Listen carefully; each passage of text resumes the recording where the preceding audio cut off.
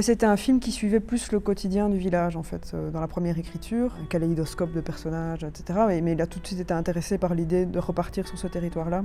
Mais j'avais quand même, dès le départ, cette envie d'aborder le quotidien de mon frère, de Damien Samedi, qui a 43 ans au moment du film, et qui essaye de combattre ses addictions et qui, porté par sa mère, débute une thérapie, en fait.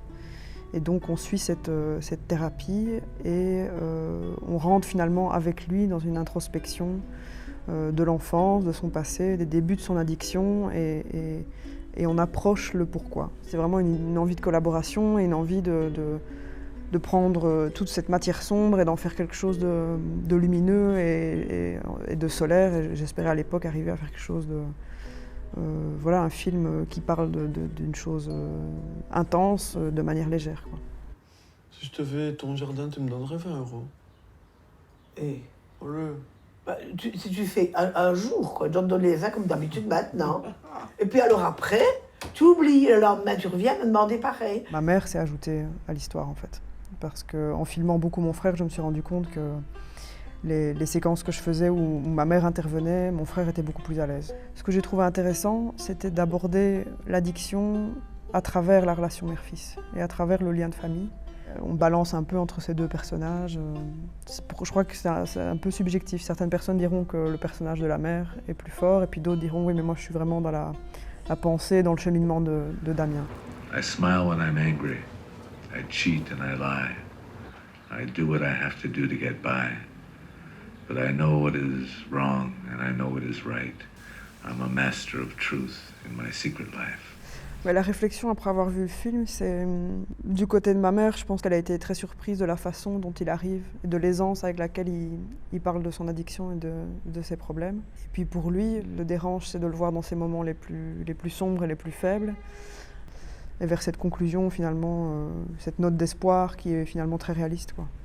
Le risque de prendre soin de moi, ça voudrait dire d'arrêter de consommer, de prendre un autre chemin, de prendre ma vie en main et d'aller de l'avant. Et ça, je pense que je sais pas pourquoi, j'aimerais bien pouvoir enlever le frein, je sais pas où il est, et pouvoir le faire, mais j'y arrive pas. Ce qui a motivé Damien au départ et ce qui lui a fait accepter le projet, c'était cette envie de développer, d'ouvrir la parole et d'aider d'autres familles, d'aider d'autres gens dans cette même situation. Donc ça, c'est clair que ça a toujours été un moteur. Je crois que je n'avais pas conscience de l'impact que ça pourrait avoir en termes d'association. Le film est très...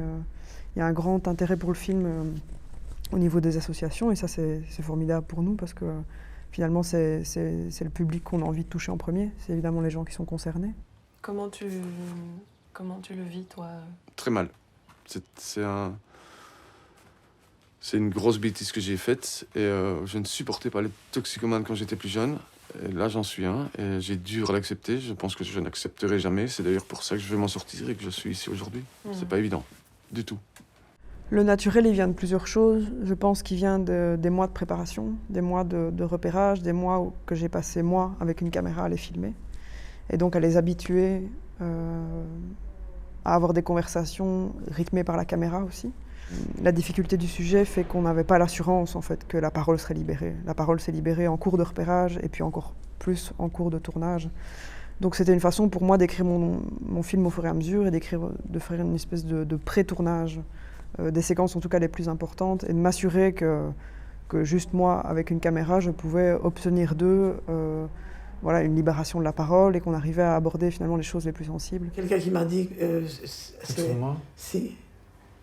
Il me parlait de sa famille, etc. Et je dis, moi j'ai un enfant qui a un problème, et j'ai expliqué ce que c'était. Mes producteurs m'ont fait confiance, c'est qu'on a eu un accord dès le départ, c'est que moi en tant que jeune réalisatrice sur un premier long métrage, j'avais une vraie envie de m'entourer de gens plus expérimentés que moi. Frédéric Noirom à l'image, Thomas Grimm-Landsberg sur la majorité du tournage, et puis il s'est fait remplacer parce qu'il est devenu papa, par Fabrice Ozinski, et voilà, à la régie on avait Margot Janssens, sur plateau c'est tout, et puis voilà, montage on avait Lenka Finerova, ça a été mixé par Aline Gavrois. Mais il y avait une envie de faire quelque chose d'assez esthétique, donc c'est vrai qu'on a quand même défini une image qui était solaire, on n'a pas eu peur de On n'a pas eu peur d'éclairer les intérieurs, on n'a pas eu peur de... Voilà, moi j'ai fait beaucoup de repérage avant, donc j'avais vraiment une envie précise de lieux dans le village, et de choses comme ça, et puis de jouer aussi sur les temporalités en termes de lumière. Donc c'est vrai qu'on tournait beaucoup, et moi, au fur et à mesure, je faisais déjà un tri, parce que j'avais vraiment cette envie de les respecter.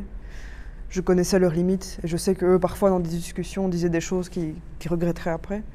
Et c'est ça, ma force, je pensais que je les connais très bien. Je suis vraiment dans une empathie et un instinct avec eux. Donc voilà, j'ai vraiment été gardienne de notre narration. En fait, j'avais quand même une narration très écrite, sur base, encore une fois, de mes repérages. Donc j'avais quand même un filet de sécurité qui était une narration voilà, prévue, un peu cadenassée, où je me disais, bon, ben voilà, si j'ai ça, si j'ai X séquences, il y a un film. Après c'est évidemment toutes les surprises qui font les moments les plus sensibles du film et qui font qu'on s'accroche aussi à eux, quoi. Mais bien sûr, j'avais pas d'assurance, et c'est aussi pour ça que c'est du documentaire, c'est qu'on a une base qui est solide, et puis on se jette dans le vide et on espère que ça marchera, quoi.